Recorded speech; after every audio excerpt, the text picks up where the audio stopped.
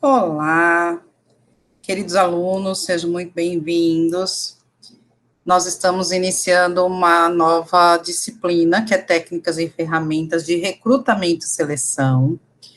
Veremos perspectivas de trabalho, de oportunidades como seres humanos escolhidos para uma atuação singular e, ao mesmo tempo, plural. Então, esse aí é o que nós estaremos vivenciando nesse universo maravilhoso que a gente tem de técnicas e ferramentas de recrutamento e seleção.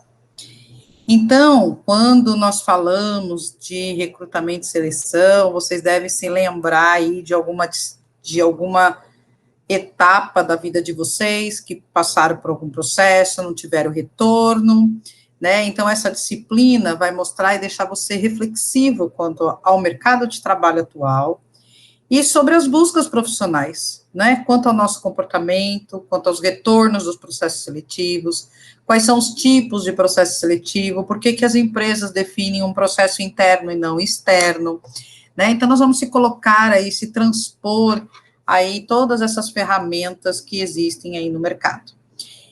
Então, muito prazer, eu sou a professora Andréa Scotton, sou formada em gestão de talentos, eu iniciei esse curso na Faculdade Flamingo na década de 90, porque eu sempre atuei na área de recursos humanos, mas a minha formação inicial é turismo, então eu me formei em turismo no Senac, porém eu nunca atuei nessa área de turismo, eu sempre atuei na área de RH, e para ser mais específica, eu sempre atuei muito na administração de pessoas, ou seja, no departamento pessoal, de pequenas, médias e grandes empresas. Houve um momento na minha trajetória profissional que, para eu atuar como uma consultoria em RH, e eu comecei nessa consultoria desenvolvendo ali a implantação de um software de RH no cliente, e na maior parte grandes empresas. E eu era questionada da minha formação. E quando me questionavam, né, qual é a tua formação, eu dizia turismo. E as pessoas não acreditavam muito nisso, porque falavam assim, poxa, mas ela é formada em turismo, e como é que ela vai fazer uma implantação de folha de pagamento aqui no cliente, né? Então, eles ficavam curiosos, às vezes não confiavam muito numa consultora de RH que era formada em turismo, para implantar o RH, para poder desenvolver todo aquele software na parte de folha de pagamento, e esse fato começou a me incomodar muito, e foi quando eu procurei a Flamingo, e decidi estudar o tecnólogo em gestão de RH. Então, são os cursos de tecnólogo, que são de 2 anos, e assim eu não me sentiria tão incomodada, e os clientes também se sentiriam mais confortáveis, né? Então, eu fui buscar a Flamingo, conheci a Flamingo na década de 90, era ali no Shopping da Lapa, no término da graduação, por insistência até de alguns professores e direção da Flamingo, eu acabei resolvendo aí estudar pós-graduação. E aí eu fui fazer a pós-graduação na própria Flamingo em gestão de talentos. E quando eu submeti à banca examinadora a minha monografia, eu estava tensa, estava nervosa, então eu compreendo quando os meus alunos precisam apresentar algum trabalho, né, e aí ficam ali, às vezes não querem ligar a câmera, agora com as aulas em AD, com a distância, e eu entendo isso perfeitamente, que eu já passei por isso, então eu estava extremamente tensa, nervosa, mas fiz o meu melhor. O que eu pude fazer, o resultado foi espetacular, e com muitas lágrimas, né, eu acabei recebendo aí o convite para lecionar na Flamingo, logo depois que eu entreguei a minha monografia. Então, assim, fiquei muito feliz com o convite, e aí, desde então, eu me realizei profissionalmente, que despertou meu amor por lecionar, por compartilhar meus conhecimentos de toda a minha trajetória profissional na área de RH.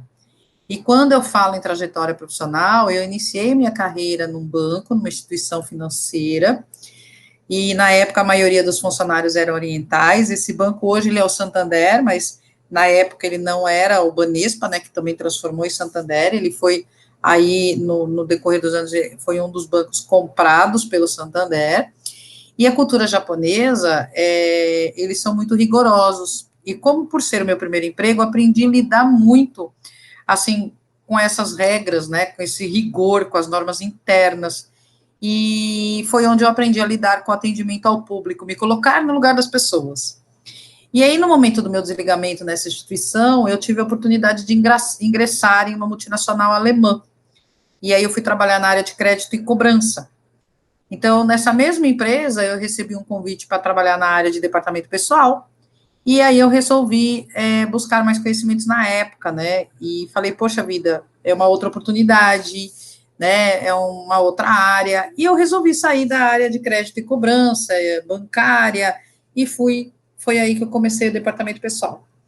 Eu iniciei como auxiliar de departamento pessoal e cheguei hoje a uma gerência, supervisora de RH em várias empresas. Eu passei com essas trajetórias como analista júnior, sênior, pleno, né, encarregada de departamento, supervisora, gerente de projeto, e aí foi a cada particularidade que eu tinha dessas empresas, né, foi onde eu fui abrindo aí meu leque de conhecimento, com tantas empresas das quais eu passei, e aí eu fiquei 12 anos da minha carreira, eu fiquei como consultora de RH em uma empresa de software, que desenvolve software, e nessa empresa foi onde eu tive a oportunidade de diversos clientes.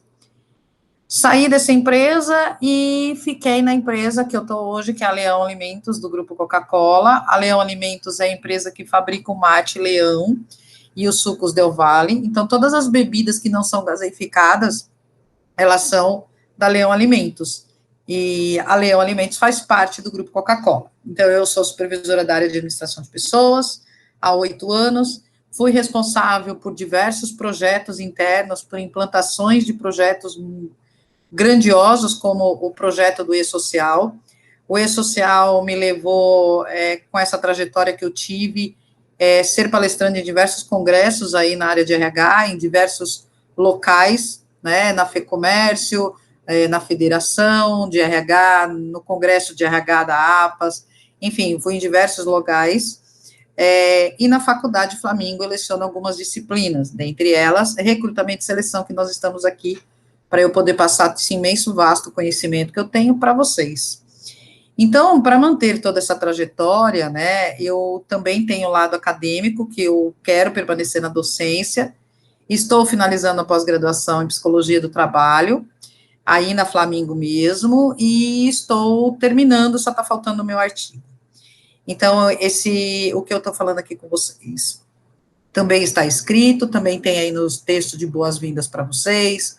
Acho que eu falei bastante, já contei um pouquinho de mim, né? E uma mensagem que eu deixo para vocês aqui, antes até de deixar essa mensagem, eu queria falar um pouco do contrato pedagógico. Esse contrato pedagógico, ele também está anexado no caderno do Que Mágico. Então, nunca deixe de ler o material que vai estar no Que Mágico. Leiam, vai ter os encontros, são 4 encontros que nós temos. Então, os materiais estarão todos lá a partir da primeira aula nossa. Vocês vão ler todo o material, assistam às lives. A primeira aula, que vai ser dia 8 de abril, ela não será uma live ao vivo, ela vai ficar gravada para vocês, e o link da aula estará lá.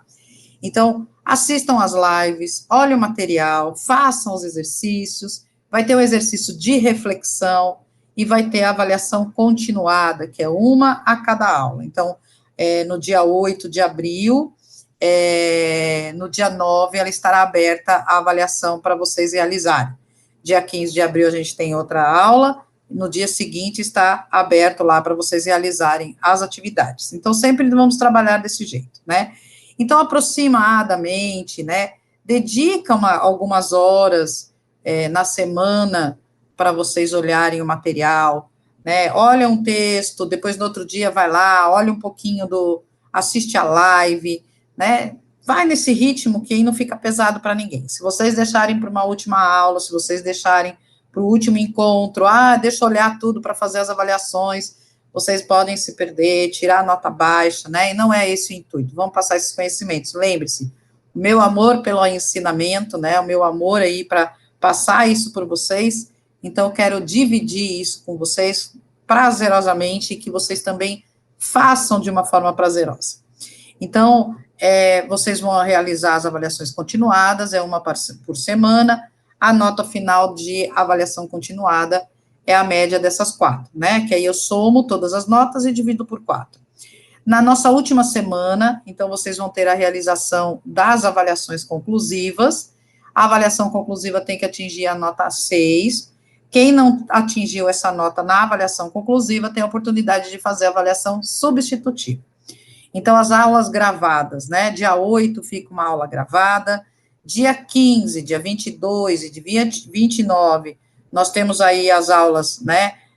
As lives ao vivo, que vocês podem tirar, aí eu passo o conteúdo, e se vocês quiserem tirar algumas dúvidas, vamos conversar, e aí depois a gente tem a parte do dia, então, dia 25 de abril, todas as avaliações continuadas deverão estar finalizadas. Guarda essa data para não perder.